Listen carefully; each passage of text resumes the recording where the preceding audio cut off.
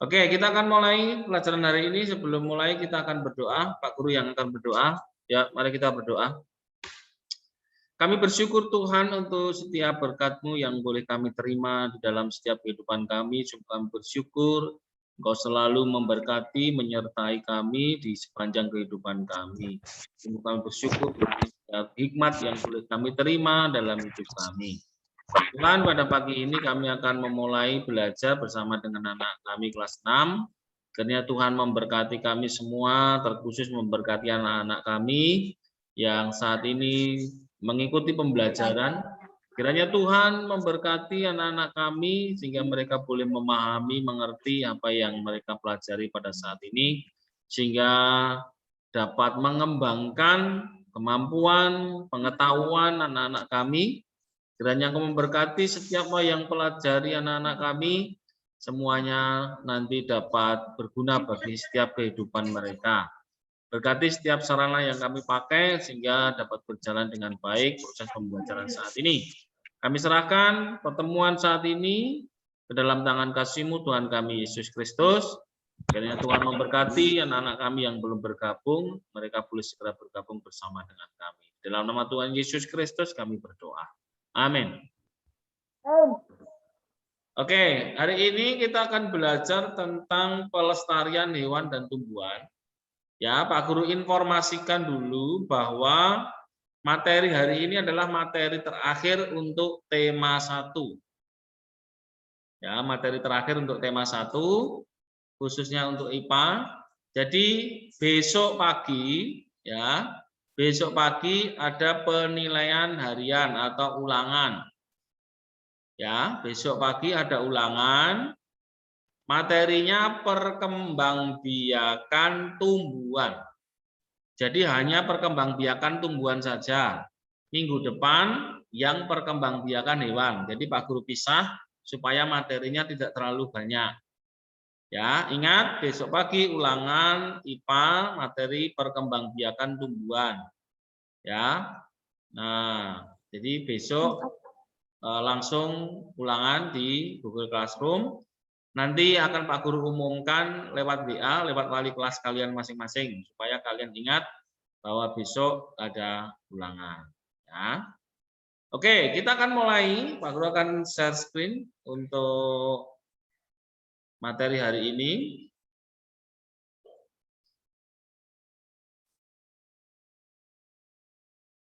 Oke ya, kita akan belajar tentang pelestarian hewan dan tumbuhan. Nah, bagaimana kita nanti akan mempelajari bersama. Materi ini tidak sulit, sebenarnya bisa dilogika dan kalian mungkin dengan membaca saja sudah bisa ya. Nah, materi untuk tema 1 Pak Guru sudah upload di GC. Untuk PDF-nya semua komplit sudah ada ya, dari perkembangbiakan tumbuhan, hewan sampai pada pelestarian ini Pak Guru upload di GC. Jadi kalian bisa nanti belajar dari sana. Ya. Oke, kita akan mulai. Untuk yang pertama, materi kita adalah pelestarian hewan dan tumbuhan ya. Nah, kenapa perlu dilestarikan hewan dan tumbuhan ini? Karena memang kondisi alam, kondisi hewan itu sendiri pun sekarang ini sudah mulai jumlahnya sangat berkurang. Sehingga di Indonesia sendiri banyak hewan-hewan dan tumbuhan yang menjadi langka. Kenapa langka? Sebenarnya ini adalah faktor utamanya adalah karena ulah manusia, perbuatan manusia ya. Berbagai macam hal dilakukan oleh manusia untuk meraup keuntungan sendiri, keuntungan pribadi, dijual belikan, ya, dipakai untuk bahan-bahan kerajinan dan lain sebagainya. Ya. Nah, sehingga hewan dan tumbuhan di Indonesia sebenarnya banyak sekali jenisnya dan cukup menarik hewan dan tumbuhan itu bagus-bagus. Tetapi sekarang ini jumlahnya menjadi sedikit ya karena itu tadi dijual belikan, dibunuh, diambil kulitnya, diambil gadingnya, gajah misalnya. Kalau harimau misalnya diambil kulitnya, dibikin jaket, dibikin apa hiasan-hiasan dinding, rusa dan lain sebagainya. Sehingga jumlahnya menjadi sedikit karena diburu oleh manusia, diambil bagian tubuhnya, ya. Nah, ini yang membuat salah satunya kenapa jumlahnya menjadi sangat berkurang, ya. Oke, kita akan lihat. Nah, jenis pelestarian itu ya ada dua macam ya. In situ yang pertama, in itu berarti di dalam ya. Jadi kata kuncinya sebenarnya mudah. In situ, in itu di dalam. Jadi in situ itu pelestarian hewan ataupun tumbuhan yang dilestarikan dengan cara menjaga habitat tinggalnya. Jadi habitat asli. Ya, habitat tinggalnya itu habitat itu tempat tinggal ya, sama juga. Jadi habitat aslinya, misalnya kalau komodo ya tempat tinggalnya ya di Pulau Komodo. Nah, makanya ini kan sudah sesuai, maka dia akan asli di situ, dikembangbiakkan, dilestarikan di situ. Nah, itu in situ, ya. Nah, yang kedua, nah, kebalikannya dari in situ adalah ex situ. Kalau tadi habitat tempat tinggalnya, ya aslinya, nah ini dibawa keluar, X itu exit dari kata exit ya, keluar. Jadi dia ini pelestariannya hewan dan tumbuhannya dibawa keluar dari habitat aslinya, kemudian dipindahkan ke habitat lain yang lebih terkontrol atau lebih bisa diawasi atau bisa juga lebih baik. Nah, contohnya misalnya kebun binatang. Ya, kebun binatang itu salah satu ya, dipindahkan di situ supaya lebih terpelihara juga bisa ya. Kebun raya, bank DNA, bank benih, kebun botani, akuarium, taman safari, nah termasuk akuarium itu juga adalah ex situ ya, memindahkan beberapa jenis ikan misalnya ya. Itu untuk jenis dari pelestarian in situ dan ex situ. In itu sesuai dengan habitat aslinya, ex situ di luar habitat aslinya. Sangat mudah, ya. Oke, kita akan lihat. Nah, pemanfaat hewan ini yang sering ataupun tumbuhan yang dilakukan oleh manusia, ya, yang sering merusak lingkungan, termasuk merusak dari hewan dan tumbuhan itu sendiri. Ya, misalnya melakukan perburuan atau penangkapan secara liar. Ya, misalnya kalau berburu liar ya misalnya berburu harimau. Ya kan sebenarnya nggak boleh diburu, berburu gajah. Atau misalnya menangkap ikan dengan pukat harimau. Pukat harimau itu adalah jenis apa ya namanya? Alat untuk menjaring ikan dengan ukuran yang super besar. Ya, yang super besar, tetapi juga ukuran lubangnya itu kecil-kecil sehingga semua jenis ikan itu bisa terangkut, termasuk yang kecil-kecil. Ya, jadi yang kecil-kecil pun juga ikut masuk ke dalam pukat harimau ini, ya.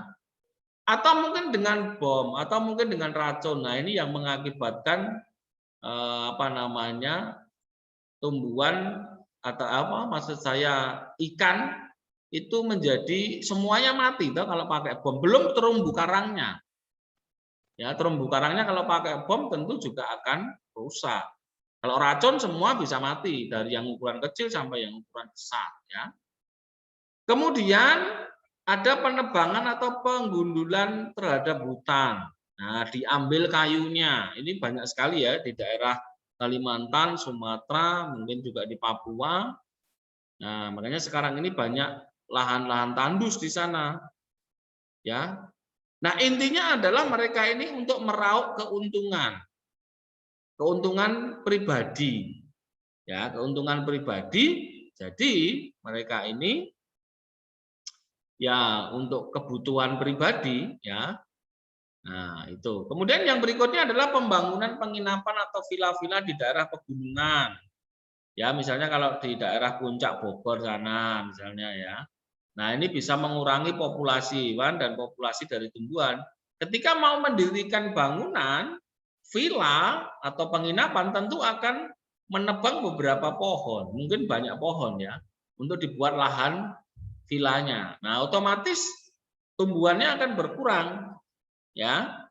Padahal di situ ada sarang burung, ada beberapa jenis hewan lain yang mereka terganggu habitatnya, akibatnya nggak punya tempat tinggal, mereka harus pindah.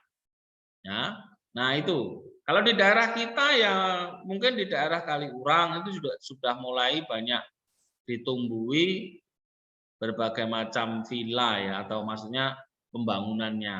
Nah itu juga mestinya harus mulai dibenahi. Kemudian adanya sistem pertanian berpindah-pindah atau istilah lainnya adalah ladang berpindah. Nah, ladang berpindah ini juga merusak ekosistem ya. Kenapa?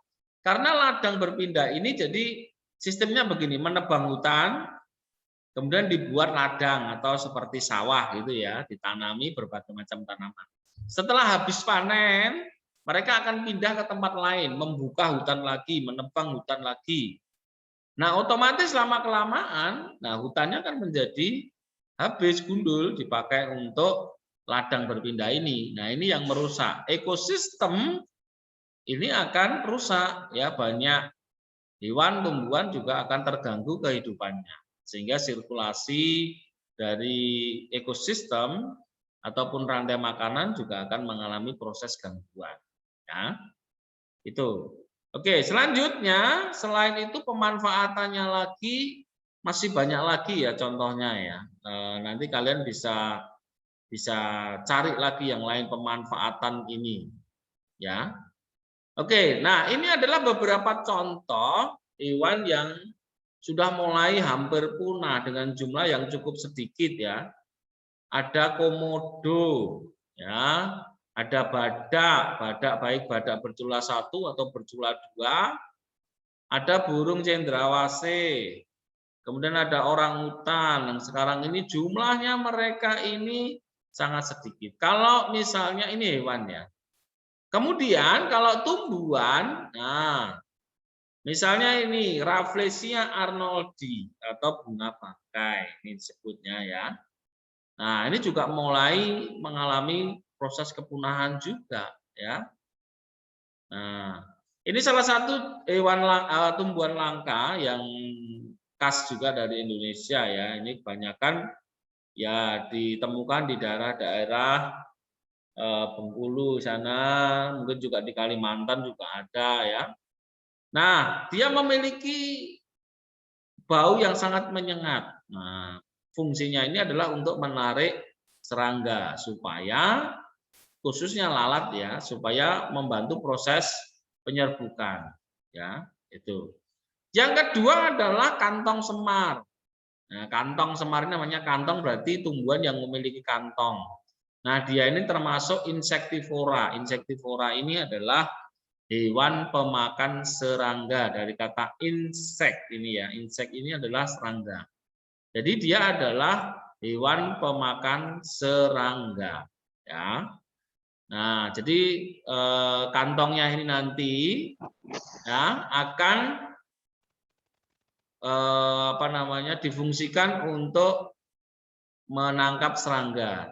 Sehingga serangga itu misalnya di daerah mulutnya ini, lubangnya ini akan dibuat licin, kemudian ada aroma-aroma yang disenangi oleh serangga. Nah, kemudian ketika dia sudah tertarik, dia akan hinggap di bagian mulut lubang ini, nah dia akan terpleset masuk ke dalam.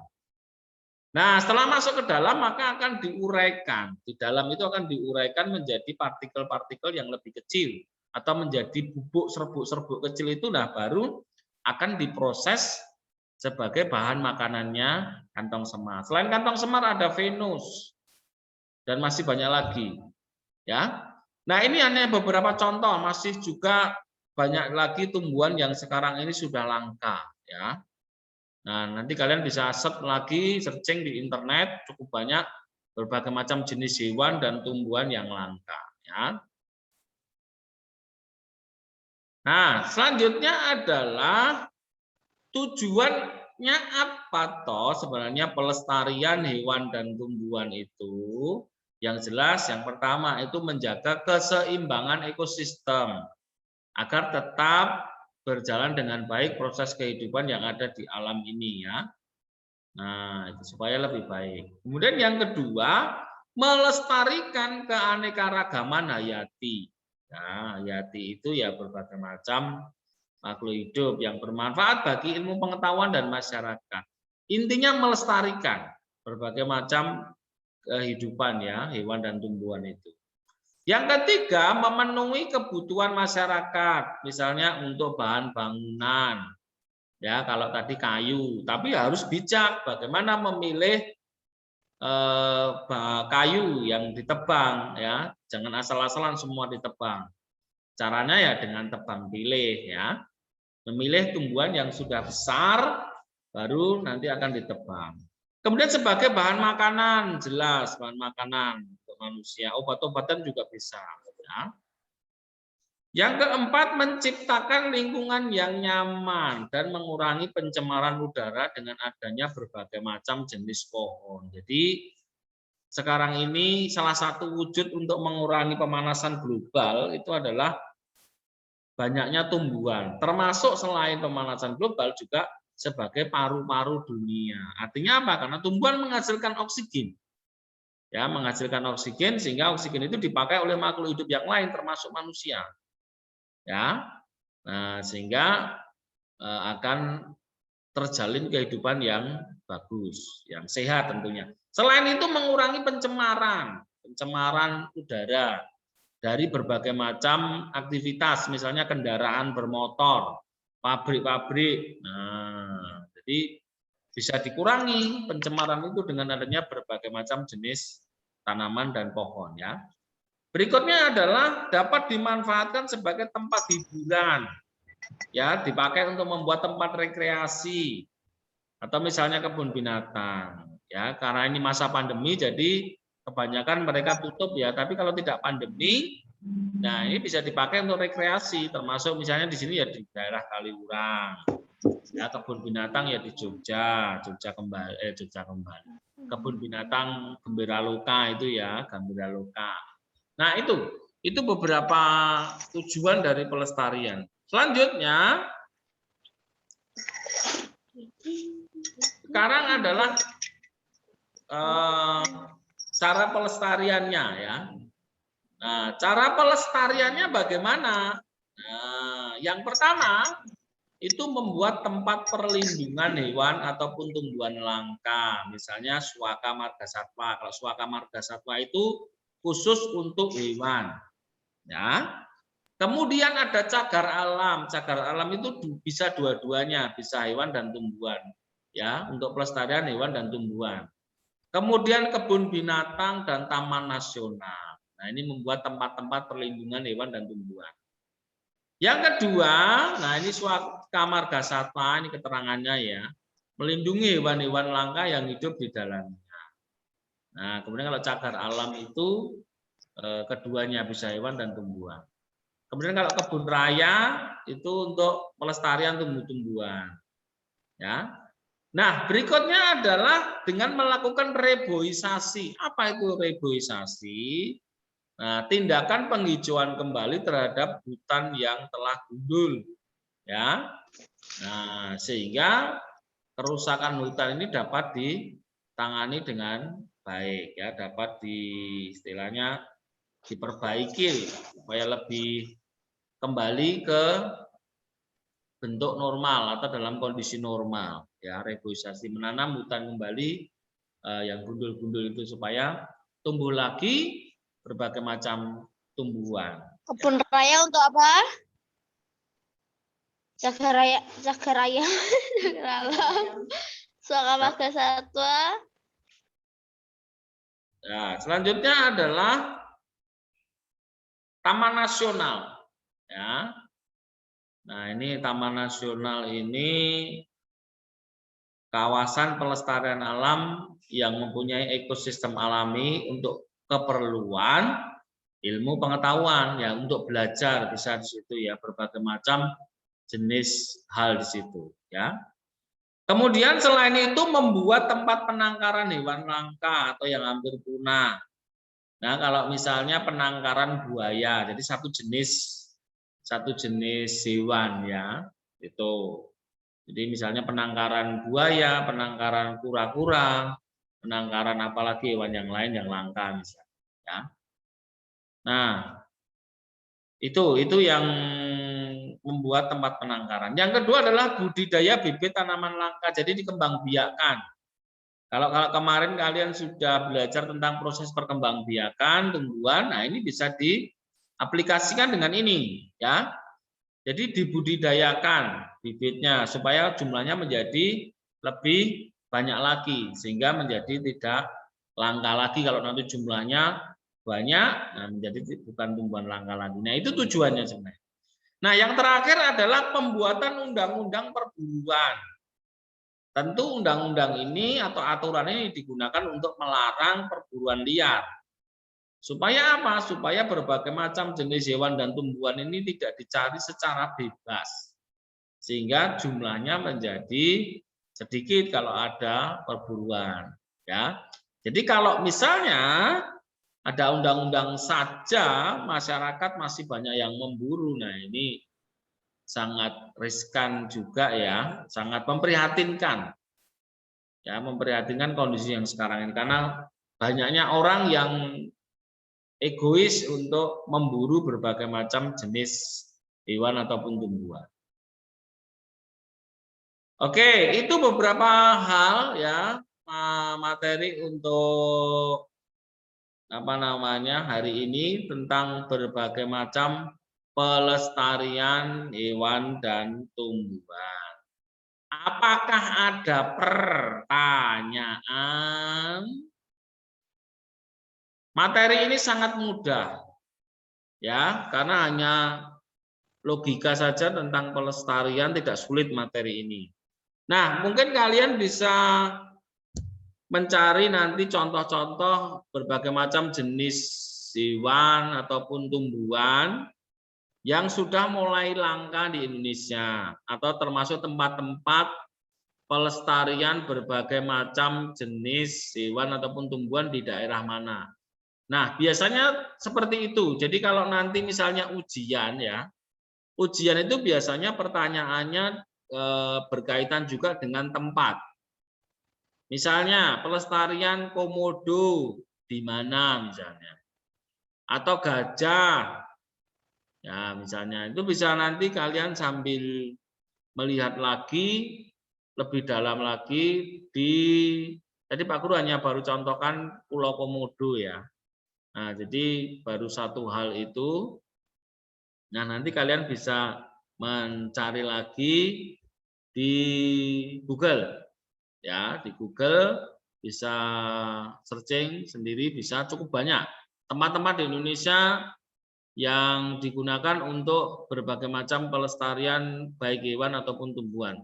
Nah, anak-anak, kondisi di Indonesia sekarang ini apalagi di masa pandemi ya, ini semakin banyak orang juga memanfaatkan untuk memenuhi kebutuhan karena kepepet kebutuhan ya, kepepet kebutuhan untuk supaya bisa bertahan hidup, ya pada akhirnya mereka terpaksa melakukan perburuan liar, menjual berbagai macam hewan langka ya secara ilegal. Menjual secara ilegal. Banyak sekali kalau kalian memperhatikan berita-berita di televisi, Pak Guru sering mendengar penjualan hewan langka ke luar negeri. Nah, ini adalah pihak-pihak yang tidak bertanggung jawab ya. Punyanya Indonesia itu dijual ke luar negeri. Salah satu kemarin Pak Guru yang habis dengar itu adalah kura-kura ya. Kura-kura yang mau diekspor ke luar negeri. Kemudian juga ada udang misalnya. Ya, kemudian ada beberapa jenis burung juga. Nah, ini banyak sekali di Indonesia ya mengalami kondisi yang cukup mengerikan. Nah, Pak Guru mau tanya sekarang. Nanti kalian bisa menjawabnya ya. Nah, di daerah kalian ya masih adakah ya hewan-hewan yang yang mungkin langka, yang dipelihara oleh orang secara personal, atau kalian mungkin punya. Misalnya di rumah memelihara hewan yang langka tanpa adanya izin misalnya. Punya enggak di sekitar kalian ataupun di rumah kalian sendiri mungkin. Nah, ini salah satu bentuk yang harus dibenahi ya. Nah, kalau misalnya memelihara ayam ya enggak apa-apa, ayam kan bukan hewan langka ya. Memelihara sapi itu juga bukan. Kambing itu juga bukan ya. Jadi hewan yang langka itu adalah hewan yang jumlahnya sekarang ini menjadi sedikit yang harus dilestarikan. Ada enggak ya kira-kira? Ada yang memelihara monyet misalnya di rumah? Ada yang memelihara monyet? Enggak ada ya. Karena memang itu sebenarnya termasuk hewan yang dilindungi juga. Tidak boleh dipelihara secara personal. Mungkin ada yang memelihara apa ya? Yang harimau di rumah? Ada enggak yang memelihara harimau? Jangan-jangan nanti kalian punya anak-anak harimau dikira kucing. Ada enggak? Enggak ada ya. Nah, ini yang harus kita perhatikan sekarang ini anak-anak, kalian perlu lebih bijak lagi dengan mensikapi kondisi alam sekitar kita. Termasuk salah satunya adalah bagaimana melestarikan tumbuhan. Kalau misalnya kalian di perumahan, ya kan sulit itu menanam berbagai macam jenis pohon yang besar. Ya bisa menanam di sekitar rumah pakai pot misalnya ya, tabula pot, tanaman buah dalam pot misalnya. Atau yang lainnya bisa dalam pot, sehingga bisa di sekitar rumah kita ini menjadi lebih hijau, lebih asri lagi. Ya, lebih seger lagi karena berbagai macam tumbuhan tumbuh di sekitar kita, kadar oksigen di sekitar rumah kita akan naik. Nah, contohnya misalnya Pak Guru ini di sekitar rumah itu menanam berbagai macam jenis tanaman buah. Beberapa tanaman buah yang selain untuk membuat rindang, membuat sejuk, juga bisa menghasilkan buah. Ya, nah itu Pak Guru paling senang kalau nanam buah. Ya, ada kelengkeng, ada tanaman mangga, ada sirsak, ada jambu, ada belimbing, nah, ada beberapa jenis itu. Nah, sehingga selain menghasilkan buah untuk bisa dimakan, juga lingkungan kita menjadi lebih sejuk karena oksigennya semakin banyak. Ya, oke. Seperti itu dulu anak-anak untuk materi hari ini. Yeskiel, ada apa Yeskiel? Ada mau bertanya? Oh, maksudnya tadi Yeskiel tanaman di rumah beberapa nanam ya, bagus. Saya senang ketika anak-anak juga istilahnya senang dengan menanam. Ini satu perilaku yang positif, yang baik ya. Harus dikembangkan terus. Ya, nanam kayak Petra ini ya, lambene ngantek jedir-jedir Petra. Kamu nanam apa Petra? Di rumah? Jeruk, Pak. Oh ya, mantap. Oke, nah untuk tugas hari ini ada di Google Classroom, tidak banyak, soalnya hanya 10 soal pilihan ganda. Jadi kalian bisa mengerjakannya setelah ini, karena ini waktunya sudah mau habis. Kita akan akhiri, setelah ini silakan mengerjakan soal pendalaman di GC, hanya 10 soal seperti biasa. Pak Kun nggak banyak-banyak kasih tugasnya. Tapi ingat, meskipun sedikit tetap harus dikerjakan supaya tidak menumpuk. Oke ya, kita akan akhiri kalau tidak ada pertanyaan dengan berdoa. Saya minta bantuannya, doanya siapa ya hari ini? Siapa ya? Kiva, minta tolong Mbak Kiva. Mari teman-teman kita berdoa. Tuhan Yesus berkati kami telah selesai belajar ya Tuhan Yesus. Berkati kami supaya menjadi anak yang pintar dan lindungi kami ya Tuhan Yesus. Saya amin. Amin. Terima kasih Mbak Kiva. Oke, silakan lanjutkan untuk mengerjakan tugas. Semangat, mantap. Tolong buka videonya sebentar supaya wajah kalian kelihatan karena kan ini direkam. Jadi nanti kalian di rekaman itu biar kelihatan gambarnya. Yuk dibuka semua Pak, sebentar. saya baru masuk. Oh ya, Samuel ya ini ya. Oke. Nah, wajahmu biar kelihatan ini. Bentar aja. Nanti biar masuk di rekaman. Samuel sudah selesai nih Samuel. Nanti bisa lanjutkan di tugas GC. Oke. Mantap sudah dibuka Makasih, semua. Pak. Oke, sampai ketemu lagi ya. Oke, dah. Salam sehat, salam tangguh. Mantap. Makasih, Pak. Ya tutup Zoom-nya ya. Oke, Pak.